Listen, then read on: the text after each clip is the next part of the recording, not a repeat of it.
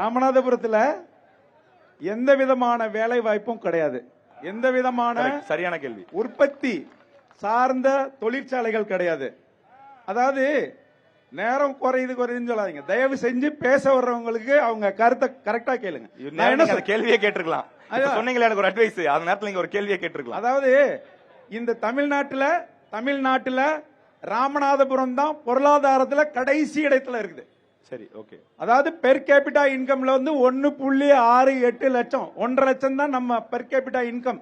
ஆனா தமிழ்நாட்டுல செங்கல்பட்டுல ஒருத்தனோட பெர் கேபிட்டா இன்கம் வந்து 7.8 லட்சம். இங்க 1.6 லட்சம். இதுக்கான காரணம் என்ன? சரி, எந்த விதமான தொழிற்சாலைகளும் அல்லது உற்பத்தி சார்ந்த தொழிலாளர்களும் எதுவுமே இங்க நடக்கல. இந்த 16 தேர்தல் முடிஞ்சு இத்தனை வருஷ காலகட்டத்தில் மற்ற மாவட்டங்களை ஒப்பிடும்போது ராமநாதபுரம் மாவட்டத்தில் ரொம்ப வேலை கம்மியா வேலை வாய்ப்பு தொடர்பா ஏற்படுத்தி கொடுக்கலன்னு சொல்லி அவரோட கேள்வியா இருக்கு. டாக்டர் கிட்ட நான் கேட்கணும்னு விருப்பப்படுறேன். நீங்க தப்பாத இதற்கான பதில் கேள்வி முடிச்சிடறேன். திரும்பின இடமெல்லாம் கருவேலங்காடு, தண்ணி கிடையாது, விவசாயம் கிடையாது, மக்கள் வெளியில போய் வேலை பார்க்கறாங்க. முதல் காரணம் நீர் மேலாண்மை எல்லாம் நம்ம பண்ணி இருக்கணும். இன்னொன்னு நம்ம வந்து பெரிதாக ரியலைஸ் பண்ணாத விஷயம், தஞ்சாவூருக்கு அடுத்து ராம்நாட்ல தான் நமக்கு சிறுதானியங்கள் விளைச்சல் இருக்கு. உலகம் எல்லாம் சொல்றாங்க கம்பக்குள குடி, அதை சாப்பிடு, இத குதிரவாளிய சாப்பிடுன்னு. அப்படி இருக்கிற பொழுது அத வேல்யூ ஆடட் கிராப்பா ஏன் நம்ம இன்னும் அறிவிக்கல?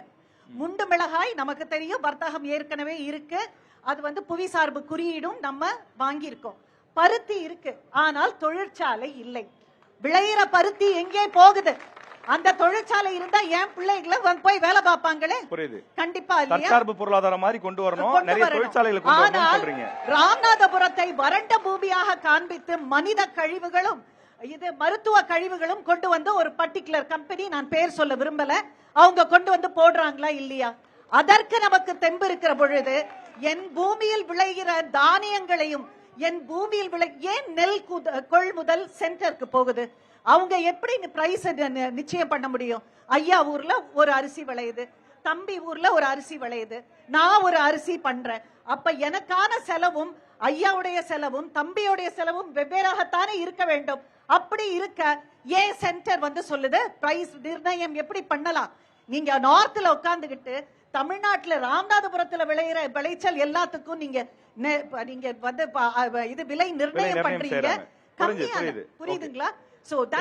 உங்களுடைய வரைவு அறிக்கையில கூட நீங்க சொல்லிருக்கீங்க, தேர்தல் அறிக்கையில சொல்லிருக்கீங்க, விவசாயிகள் அவர்களுடைய பொருளுக்கான விலையை அவர்களே நிர்ணயிக்கணும்னு சொல்லிருக்கீங்க. புரியுது. உங்களை அட்வைஸ் பண்ணல, இத பண்ணுங்கன்னு சொல்ல. வரைவ உங்கள் ஊரை பற்றி நாங்கள் பேசுகிறோம். அந்த வரைவை தயவு செய்து ஒரு முறை படித்து பாருங்கள்.